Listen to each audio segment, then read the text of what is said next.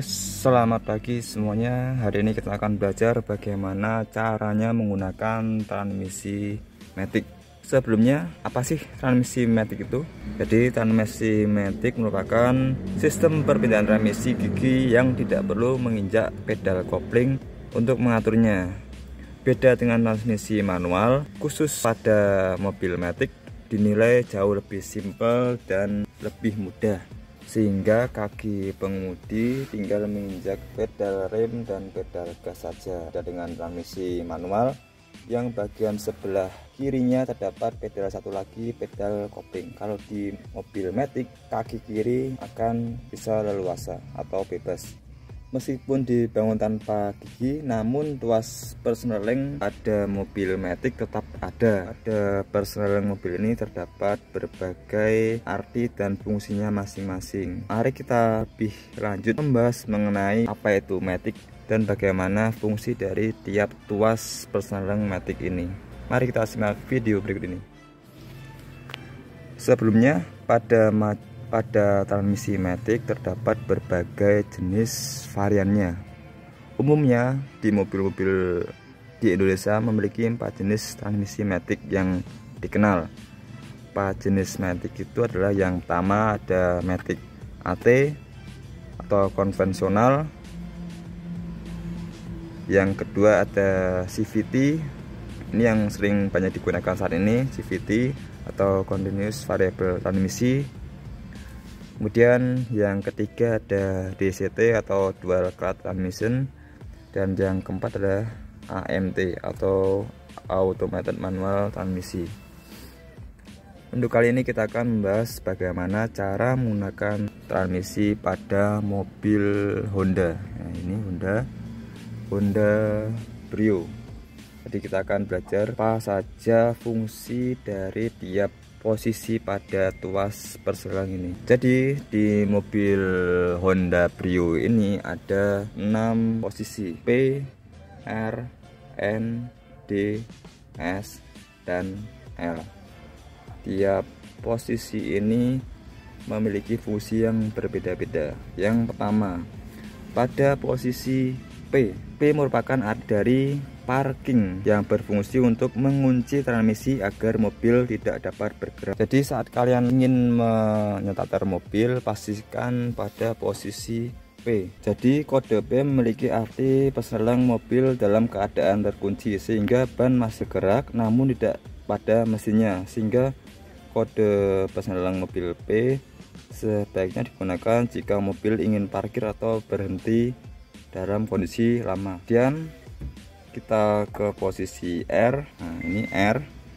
Di kode R memiliki fungsi untuk menggerakkan mobil yang sama dengan namanya, yaitu reverse atau mundur. Berfungsi untuk membantu mobil bergerak ke belakang atau mundur. Dan yang ketiga, posisi N atau netral. Kegunaan kode ini adalah mobil masuk dalam keadaan netral atau tidak ada yang menguncinya, sehingga ketika rem parkir tidak aktif, mobil masih bisa digerakkan maju mundur meski hanya didorong saja. Penggunaan dari persneling N ini digunakan pada mobil saat kondisi mobil tengah macet jalannya atau saat berhenti sejenak di lampu merah. Selanjutnya ke posisi D atau drive ini pada transmisi matic berfungsi saat mobil bergerak atau melaju di jalan yang landai. D ini adalah otomatis, nanti percepatan dari rasionya akan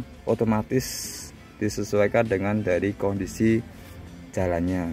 Kemudian kita ke S. S merupakan simbol dari atau arti dari speed. Fungsi dari persneling ini jika pengendara memerlukan akselerasi lebih gesit saat hendak mendahului kendaraan di depannya. Jadi apabila ingin, dan yang terakhir pada transmisi ini di posisi L atau low. Pada posisi ini memerintahkan transmisi pada posisi gigi rendah atau membatasi di gigi satu saja. Umumnya pada L ini digunakan pada saat mobil akan melibat jalanan yang menanjak curam atau sebagai engine brake di jalanan yang menurun curam. Jikalau jalanannya nanjak atau turunan yang curam bisa menggunakan L atau yang posisi rendah ini. Nah, itu adalah beberapa fungsi masing-masing pada di tuas matic. Kemudian bagaimana sih cara menggunakan transmisi matic yang baik dan benar? Oke, pertama-tama pastikan tuas transmisi pada posisi P atau netral saat ingin menghidupkan mesin. Hal ini bertujuan karena mobil kebanyakan dibuat hanya bisa digunakan pada kedua posisi tuas itu saja. Nah, kita contohkan saat posisi P kita starter. Nah, maka bisa hidup. Berbeda apabila saat kita posisi pada D, ini mobil tidak akan bisa nyala. Di D dan kita starter, mobil tidak akan menyala. Jadi cuma dua posisi, P atau N. Nah, ini di N, nanti mobil bisa menyala, bisa di starter. Kalau sudah hidup dan siap berjalan, jangan lupa tekan tombol. Ada tombolnya, tombol pengaman ini kita tekan, dan kita pindah ke posisi D atau sesuai dengan dari kondisi jalannya. Fungsi dari tuas atau tombol ini, berfungsi agar saat kita memindahkan dari D ke N tidak langsung ke R. Sama juga saat kita di posisi P tidak bisa langsung digeser ke belakang, perlu ada penekanan pada tombol ini. Ini tekan, bisa dipindah. Sama juga dipinjak remnya.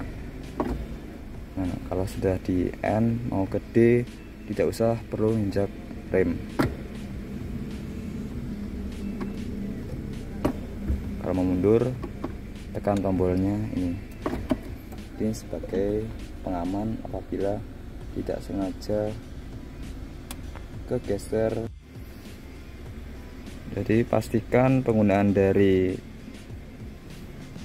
beberapa posisi ini sesuaikan dengan kondisi jalan saat Anda berkendara.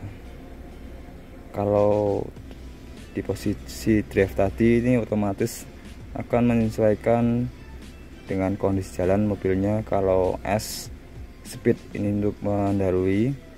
Kalau L, lalu ini apabila ingin menanjak di tanjakan yang curam atau menanjak, dan bisa sebagai engine brake saat melewati jalanan yang menurun tajam.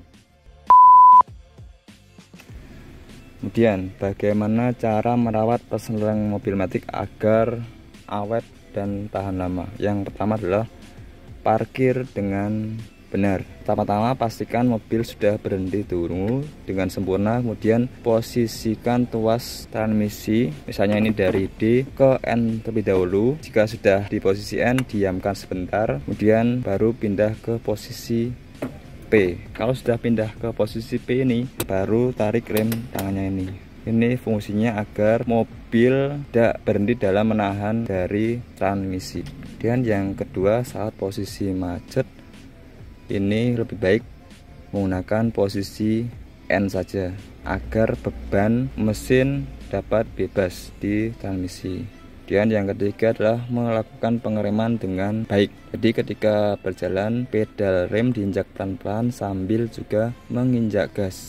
Jadi pada saat menggunakan transmisi matic, saat melakukan pengereman langsung saja injak pedal remnya dengan catatan kaki digas bebas. Dan yang terakhir, perawatan pada rutin mengganti oli. Umumnya oli matic CVT pada Honda diganti setiap 40.000 km sekali, sehingga perlu dicatat agar penggantian oli CVT juga rutin dilakukan. Jadi tidak hanya oli mesin, tapi oli CVT atau oli matic yang lain juga harus sering dirawat dengan dilakukan penggantian secara rutin. Demikian pembahasan kali ini mengenai apa itu fungsi dari tuas transmisi dan cara menggunakannya serta cara merawatnya.